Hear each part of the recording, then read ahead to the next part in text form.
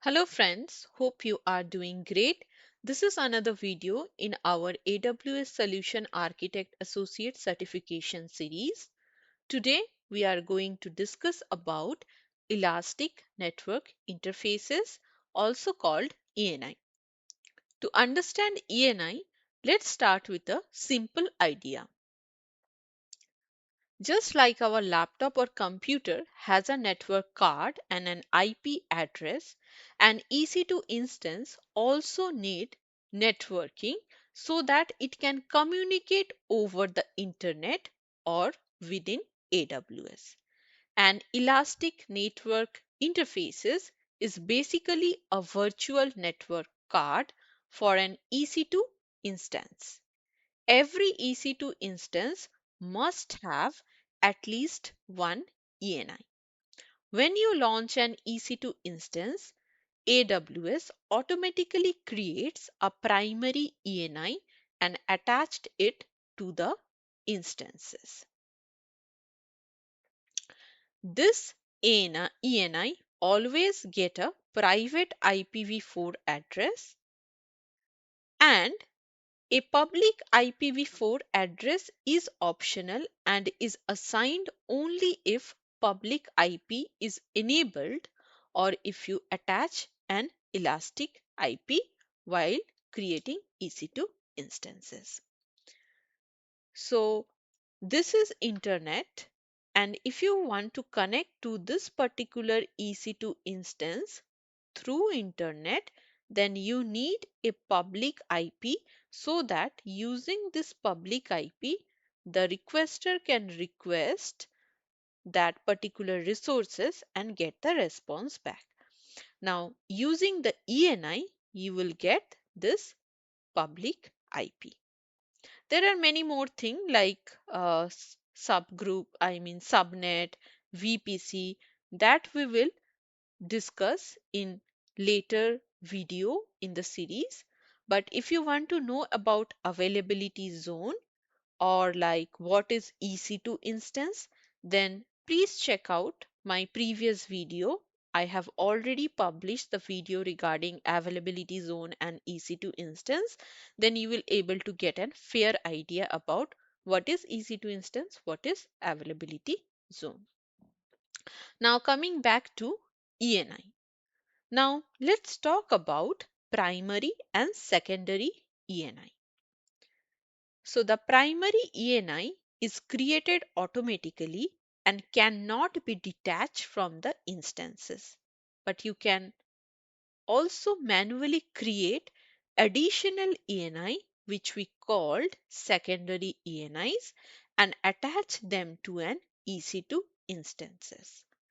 So in this case, this first particular diagram is having one EC2 instances, and we have assigned only, this primary instance is created automatically and we haven't assigned any secondary ENI.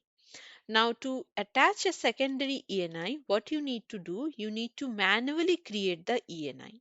So primary ENI is created by AWS automatically, right?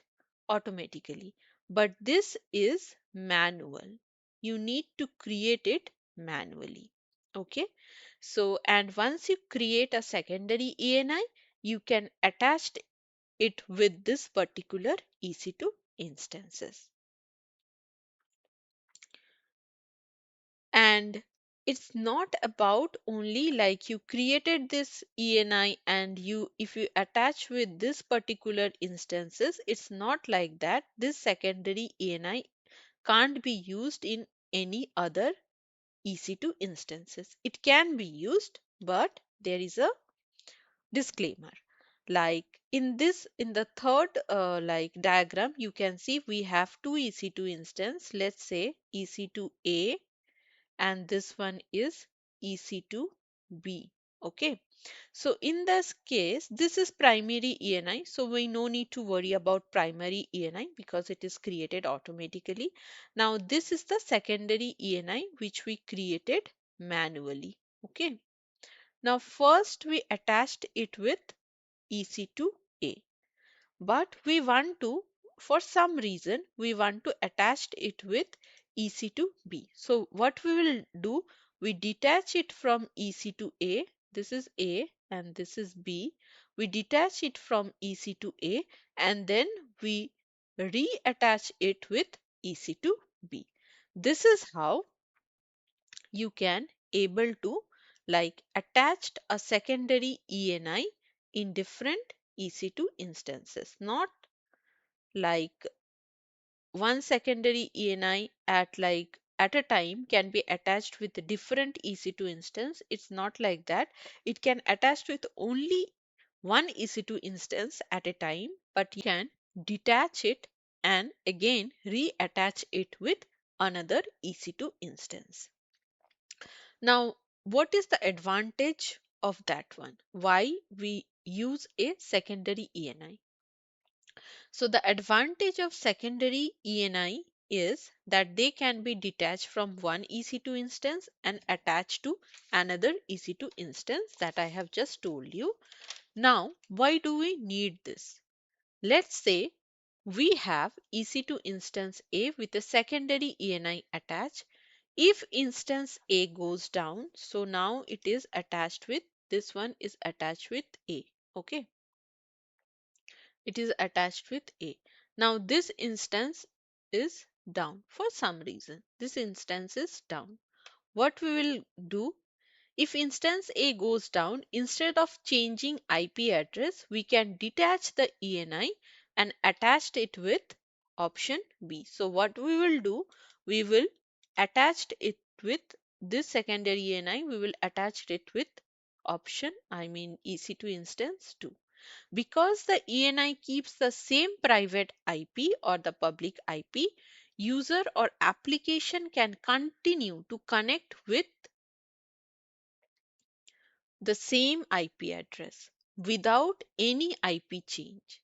This is commonly used in failover and high availability scenario. So in case of like failover and high availability scenario, secondary ENI will help you in that case. So that is why we use secondary ENI. Now let's see what is the difference between private IP address, public IP address and elastic IP address. So private IP address, we cannot communicate with any private IP address instances from the internet. Only from the internal network of an organization or of a company we can communicate with the resources, not from outside, not from the internet. Now, private IP address have some specific CIDR range and the one that is mentioned in the slide. This is some specific CIDR range that we use for private IP. Other than that, any other IP address is public IP address. Okay. So, what is the benefit of using private IP? So, suppose company A has a IP address like 10.0.10.1 and they use it for their internal communication for some purpose internally. Now the same IP address that is 10.0.10.1 can be used by company B for their internal some communication or internal purpose.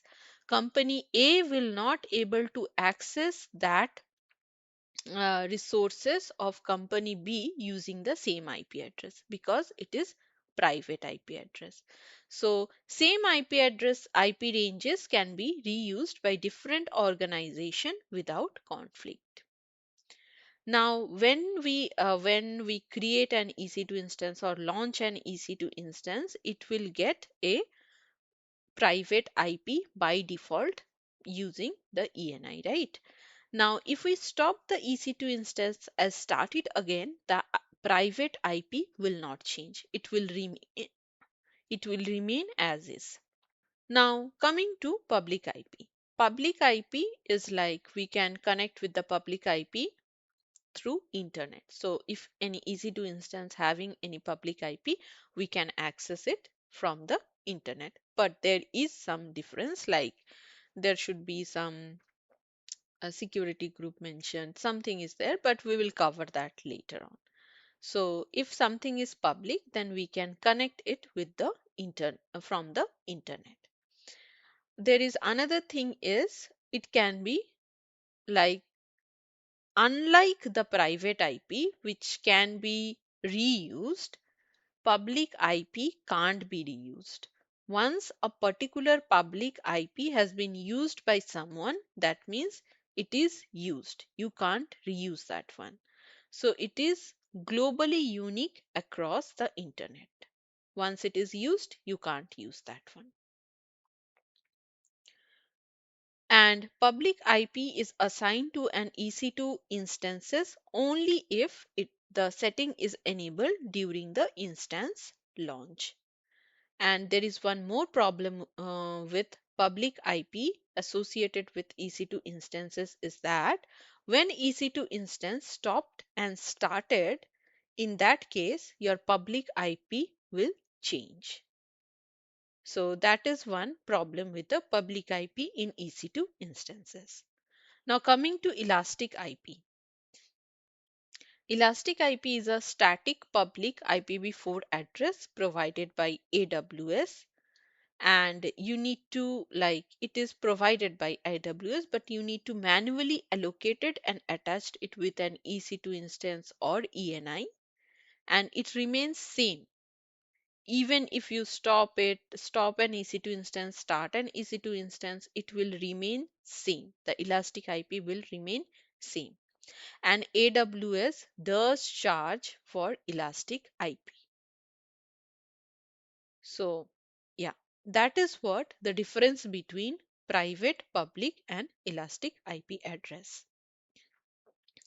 Now, let's check what is the key point that you need to remember for your AWS exam for ENI. So, first is every machine needs a network card and IP to be reachable in AWS, and EC2 instance get that from ENI, Elastic Network Interfaces. Private IPv4 and public IPv4, if public is enabled, if that settings is enabled, is created automatically whenever we launch EC2 instance. And the one that is created automatically by AWS at the time of launch, we call it primary ENI. ENI can be manually created, it can be attached or detached with EC2 instances, and we call it secondary ENI. Primary ENI cannot be detached from EC2 instances, and if we terminate EC2 instances, primary ENI will also be deleted.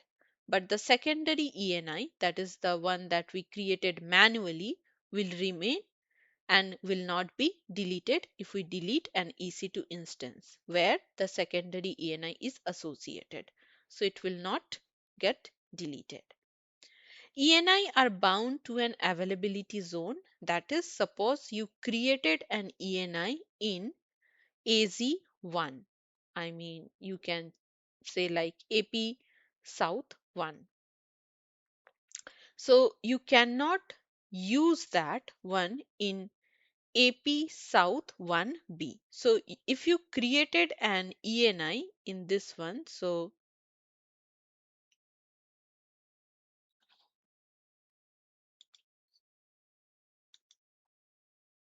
suppose you created an ENI, in this case ENI in 1A, so you have another availability zone, that is AP South 1B. You cannot associate the ENI with an EC2 instance that reside in 1B. That is not possible because ENI is tagged with an availability zone, is an associate with an availability zone. are bounded to an availability zone. So you cannot reuse it in another AZ. So that is all about ENI. Hope you get an fair understanding about what is ENI, like how a particular EC2 instance get a public or private IPv4 address. So yeah, that's all for today's video. Hope you like this video. If you like this video, please do like, share and subscribe. Thank you for watching.